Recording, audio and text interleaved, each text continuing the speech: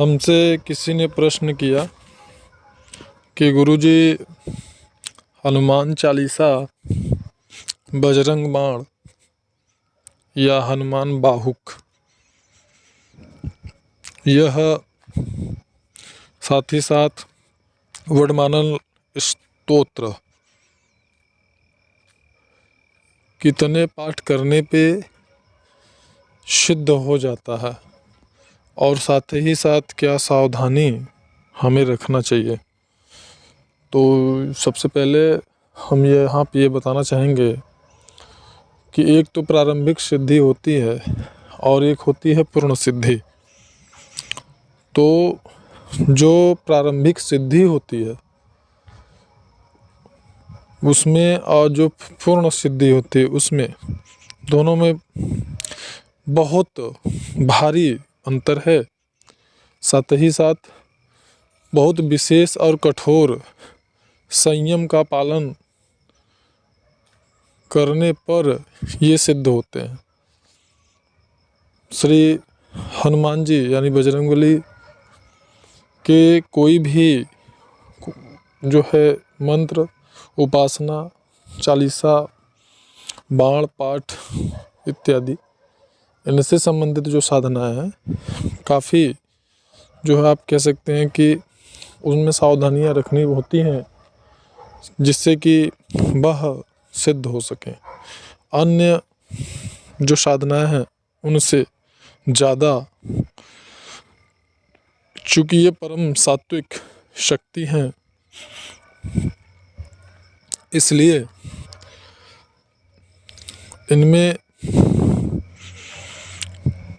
जो विकार होते हैं, काम, क्रोध, मद, लोभ, इनका सर्वथा अभाव होना चाहिए, साधक हो अथवा साधिका हो। यहाँ पे हम ये भी बता दें कि बहुत सारे लोगों का कहना होता है, माताएं बहनें श्री हनुमान जी बजरंगबली की उपासना नहीं कर सकते हैं, पर ये गलत है। माताएं बहनें बिल्कुल उनकी उपासना कर सकते हैं। साथ ही साथ हमें ये देखना पड़ेगा, सोचना पड़ेगा, समझना पड़ेगा, एक माता से ही, भले ही वो अंशावतार थे, भगवान परम शिव के 11वें रुद्र यानी शंकर जी के, भोलेनाथ के अंशावतार थे, फिर भी पृथ्वी पर उनका अवतरण का जो माध्यम बनी वो एक माता, एक स्त्री ही थी, और जिन्होंने उन्हें अमोघ आशीर्वाद प्रदान किया वह भी एक स्त्री थी, माता सीता जगत जननी। उन्होंने ही इनको यह आशीर्वाद प्रदान किया था कि आप हमेशा श्री रघुनाथ जी के लाडले रहो, सबसे प्रिय रहो, और उन्हें ये अपनी माता मानते भी थे। तो इस तरीके से ये बिल्कुल गलत है कि माताएं बहनें इनकी उपासना नहीं कर सकते। अब हम यहाँ पे बात करेंगे कि जैसे बजरंग बाण हो गया, तो मैं ये बताना चाहूँगा कि बजरंग बाण की जो पूर्ण सिद्धि होती है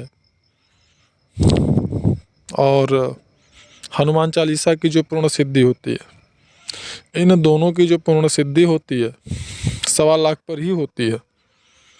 पर यहाँ पे हम ये कहना चाहेंगे, सिर्फ सिद्धि के लिए बजरंग बाण की उपासना आप नहीं कर सकते। बजरंग बाण की उपासना की विशेष परिस्थितियों में, जब कोई माध्यम आपको नज़र न आए अपनी विषम परिस्थितियों से निकलने का,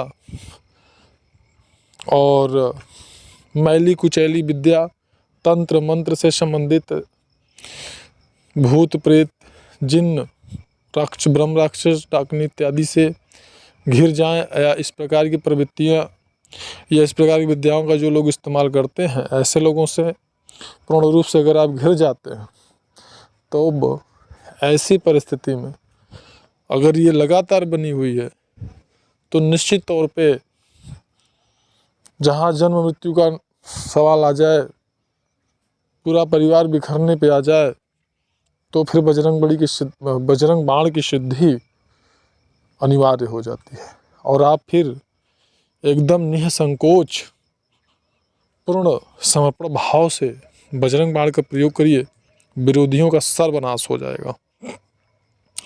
और उसके लिए आपको अलग से प्रार्थना करने की आवश्यकता भी नहीं पड़ेगी, सिर्फ यही कहना पड़ेगा कि मेरी परिस्थितियों में हमारी सहायता करें, बस मात्र इतने से ही।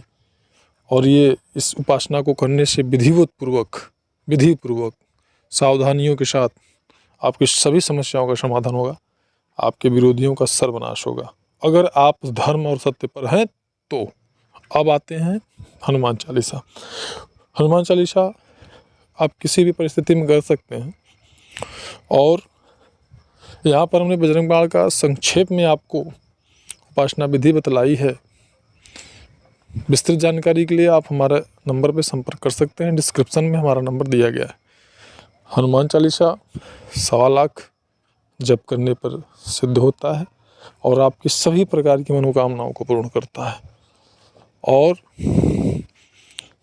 कई विशेष प्रकार की सिद्धियां भी आपको प्राप्त होती हैं यदि पूरी सावधानी से नियम पूर्वक ब्रह्मचर्य का पालन करते हुए आप अनुष्ठान करते हैं, उपासना करते हैं विधि पूर्वक गुरु सानिध्य में, तो आपको